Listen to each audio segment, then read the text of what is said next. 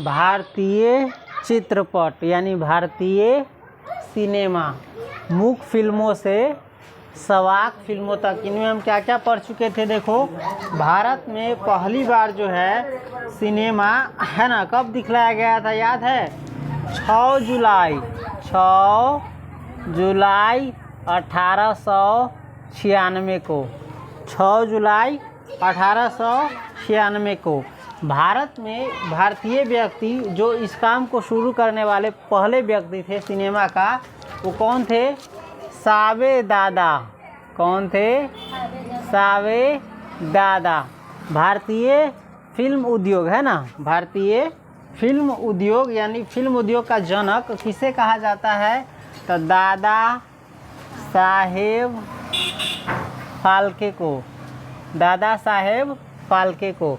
भारतीय फिल्म उद्योग यानी फिल्म इंडस्ट्री का जनक पिता किसे कहा जाता है? दादा साहेब फाल्के को। ये ज़रूरी फिल्म है जो याद रखना है ना। भारत में सबसे पहला फीचर फिल्म कौन है?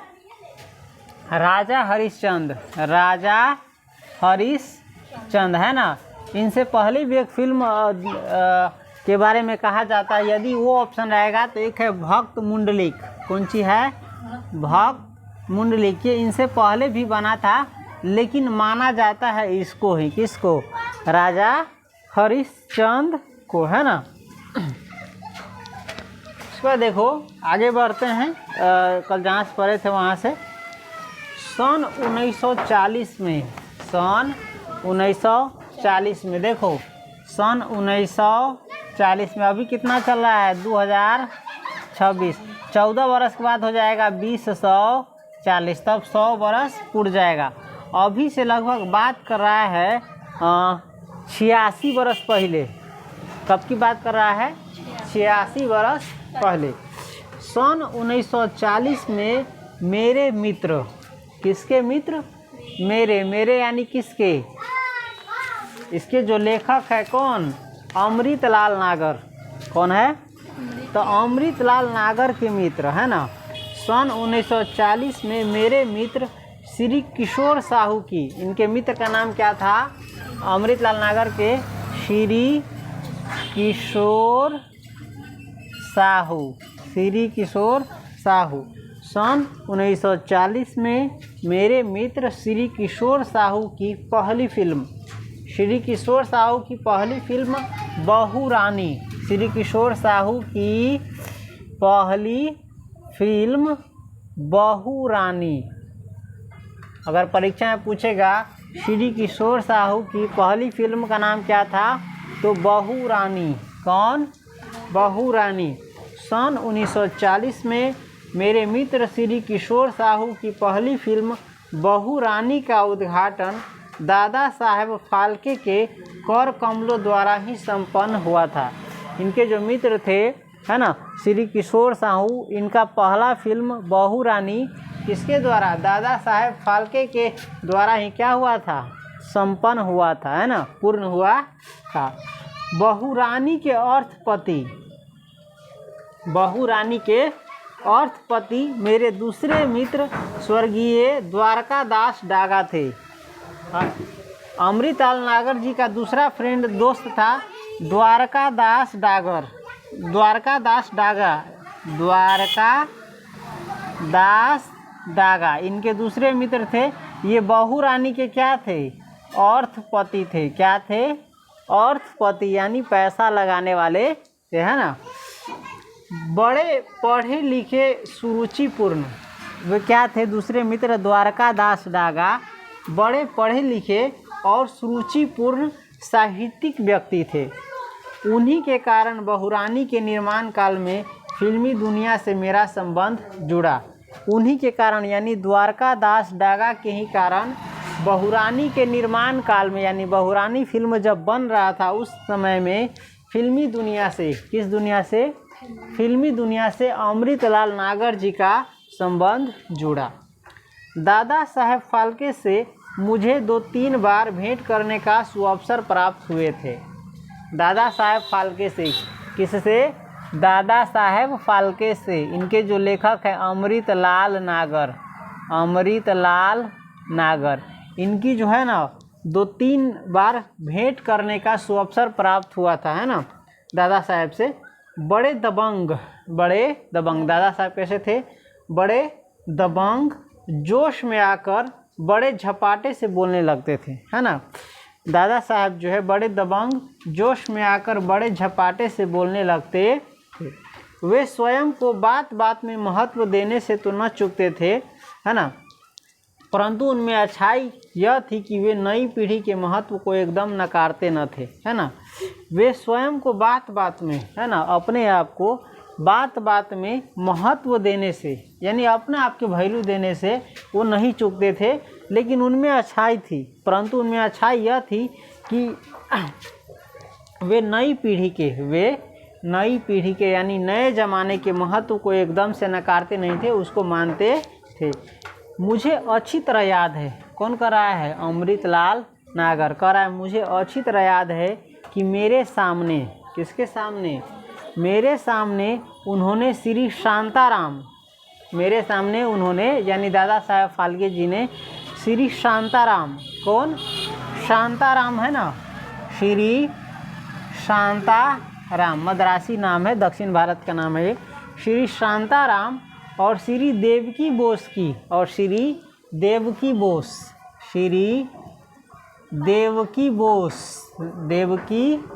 बोस, है ना, देवकी बोस की प्रशंसा की थी। अमृतलाल नागर जी के सामने दादा साहब फाल्के जी ने किसकी प्रशंसा की थी?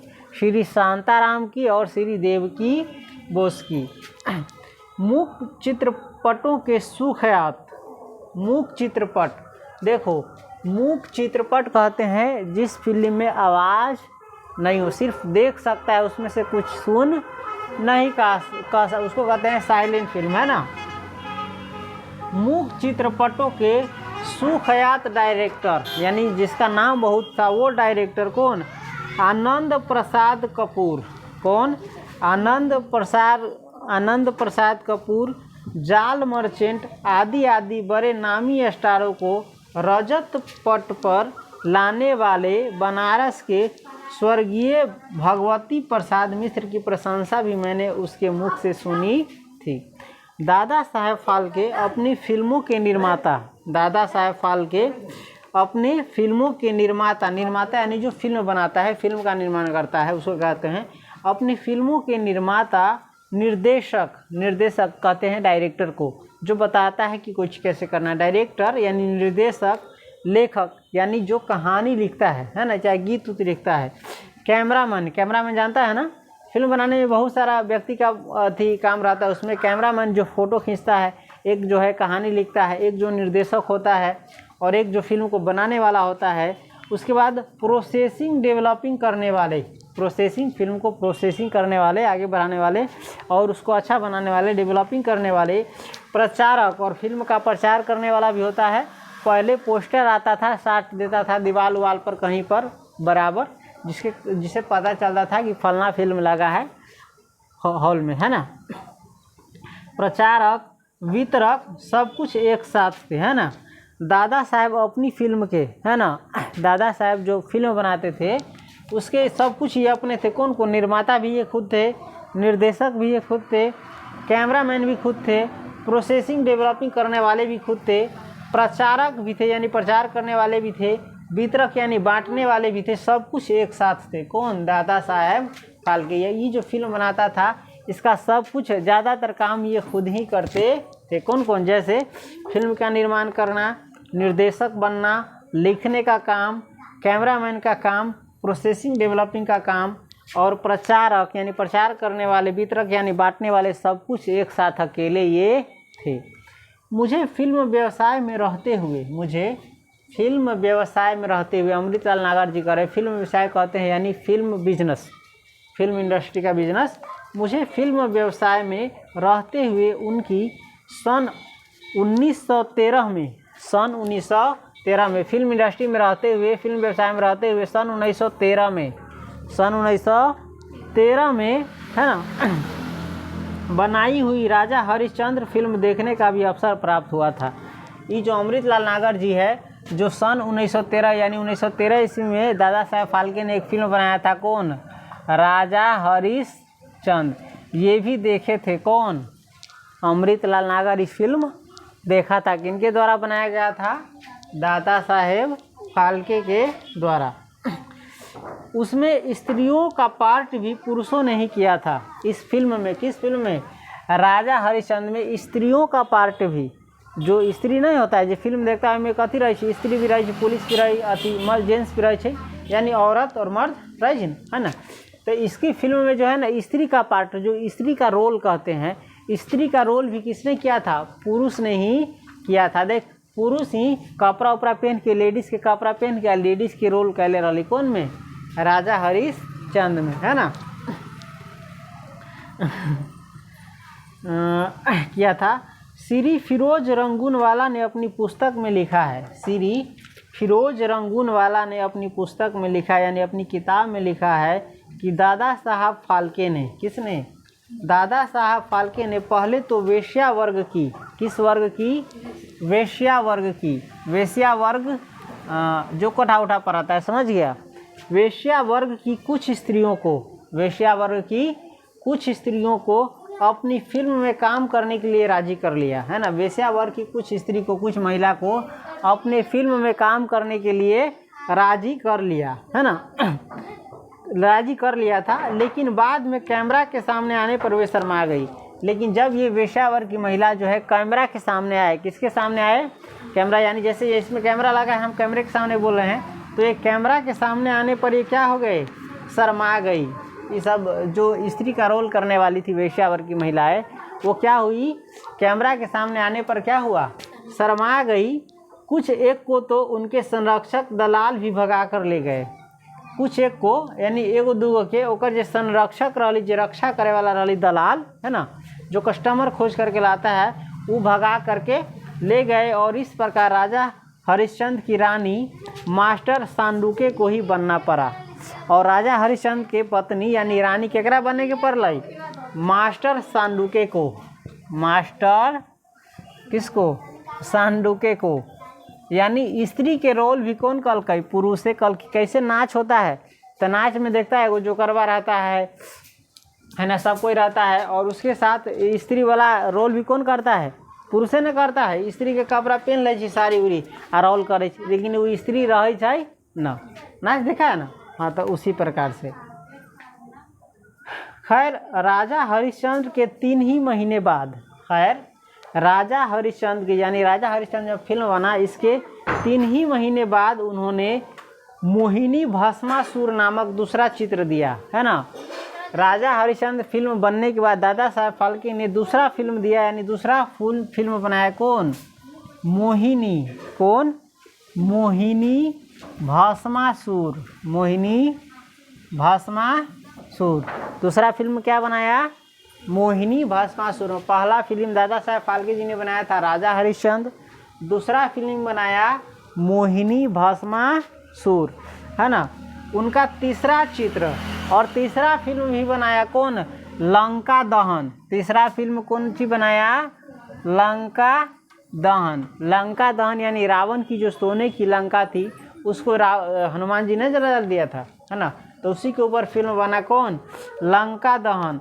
भारत की पहली, दादा साहब फाल्के के द्वारा बनाया गया भारत की पहली बॉक्स ऑफिस हिट कही जा सकती है। पहला फिल्म बनाया राजा हरिश्चंद्र, दूसरा बनाया मोहिनी भस्मासुर, है ना, और तीसरा बनाया लंका दहन। और ये पहला फिल्म है जो बॉक्स ऑफिस पर क्या हुआ? हिट हुआ। यानी ये फिल्म नहीं चला, यही फिल्म नहीं चला, लेकिन लंका दहन क्या हुआ? बॉक्स ऑफिस पर क्या हो गया? हिट हो गया। अगर वो फिल्म देखना चाहते हो तो देख सकते हो, दादा साहब फाल्के के द्वारा बनाया हुआ। अपने ज़माने में खूब चली थी लंका दहन जो फिल्म है, ये अपने ज़माने में यानी अपने समय में ये खूब चली थी, यानी लोगों ने खूब इसको देखा था। समझ गया। उसके बाद देखिए आगे बढ़ते हैं। बम्बई की तरह ही, बम्बई की तरह ही, बम्बई का नाम आजकल क्या हो गया है? मुंबई हो गया है। समझ गया। तो बम्बई की तरह ही कलकत्ते में, बम्बई की तरह ही जिस प्रकार से बम्बई में ही फिल्म बना रहा था, उसी प्रकार से कलकत्ते में एक पारसी व्यवसायी, कौन? पारसी व्यवसायी, पारसी एक धर्म है और उसका जो बिजनेसमैन है पारसी व्यवसायी J.F. मादन, पारसी व्यवसायी J.F. मादन, जिन्होंने मादन थिएटर नामक सुप्रसिद्ध संस्था की स्थापना भी की थी। ख़त्म कर देते हैं और 5 बजा है ना। सन 1917 में एल्फिंस्टन बायोस्कोप कंपनी नामक फिल्म संस्था चलाई और दादा साहेब फाल्के की तरह ही वे भी फीचर फिल्म बनाने लगे। इस तरह सन 1913 से 2013 के ना होता है, उपास हो गया है, तो सन 1913 से 1920 तक फिल्मों में क्रमशः पौराणिक कथा ये अधिकतर हमारे सामने पेश हुए।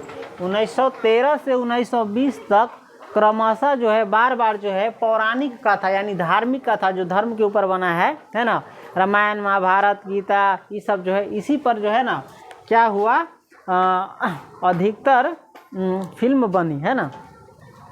तीसरे दशक की सबसे महान फिल्म है ना, तीसरे दशक, इसको थोड़ा मिटा देते हैं।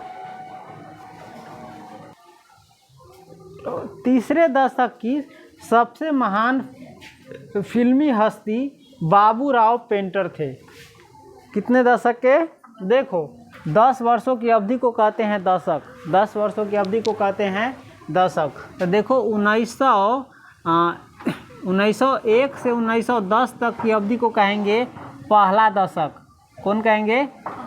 पहल का 10 वर्ष हुआ। 1911 से 1920 तक की अवधि को कहेंगे दूसरा दशक। कैमा दशक? दूसरा दशक। और 1921 से 1930 तक की अवधि को कहेंगे तीसरा दशक, है ना।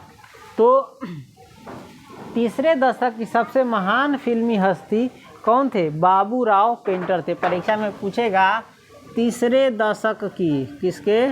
तीसरे दशक की सबसे महान फिल्मी हस्ती कौन थे? बाबूराव पेंटर थे। कौन थे? बाबूराव पेंटर थे। तीसरे दशक के सबसे महान फिल्मी हस्ती कौन थे? बाबूराव पेंटर। सांवला रंग, इसका रंग कैसा था बाबूराव पेंटर का?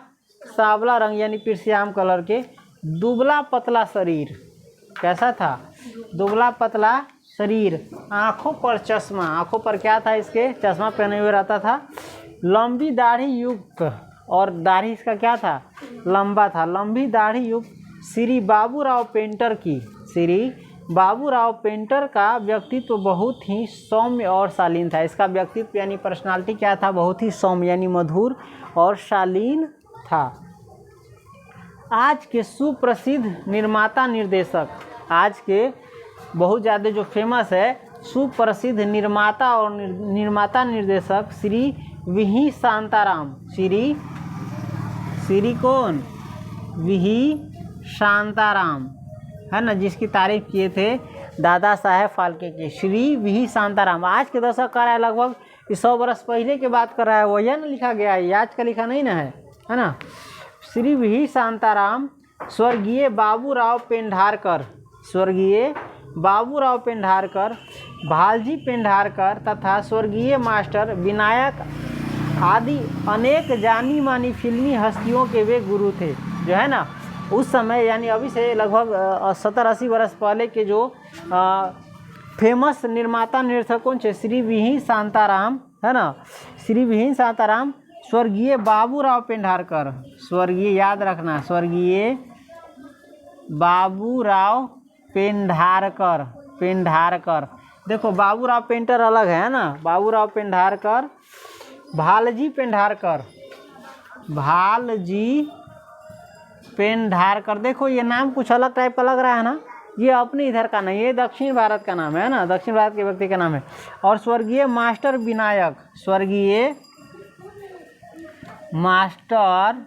विनायक, है ना, इन सब के गुरु थे कौन? बाबूराव पेंटर, है ना।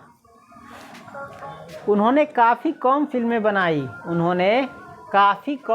बनाई। बाबूराव पेंटर जो थे ये काफ़ी कम फिल्म बनाई है ना, कम ही फिल्म बनाई। उनकी एक मराठी फिल्म, और इनका एक मराठी फिल्म है कौन, सावकार पास। कौन, सावकार पास। इनकी एक मराठी फिल्म है सावकार पास, यानी साहूकार का फंदा। किसका फंदा, साहूकार का फंदा। साहूकार के फंदा में जो फंस जाता है वो जल्दी निकलता नहीं है, कर्ज में एक प्रकार से, है ना। मैंने भी देखी थी।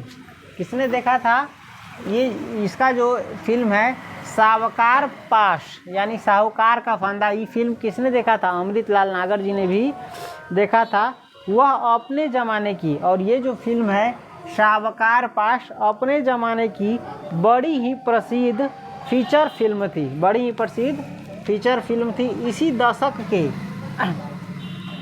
दशक के लगभग अंतिम काल में, इसी दशक के लगभग अंतिम समय में कई नामी फिल्म स्टार हुए, कई नामी फिल्म स्टार हुए। फिल्म स्टार यानी हीरो, फिल्म स्टार यानी हीरो जिसका नाम हीरो फिल्मी हस्ती में आता है। जैसे आज के कई वो हीरो के नाम जानता होगा, हिंदी फिल्म देखता है, नहीं देखता होगा, भोजपुरी देखता है तो क्या जानेगा, खेसरिया पवन सिंह ये जानता होगा। उस सबको कहा जाता है फिल्मी स्टार।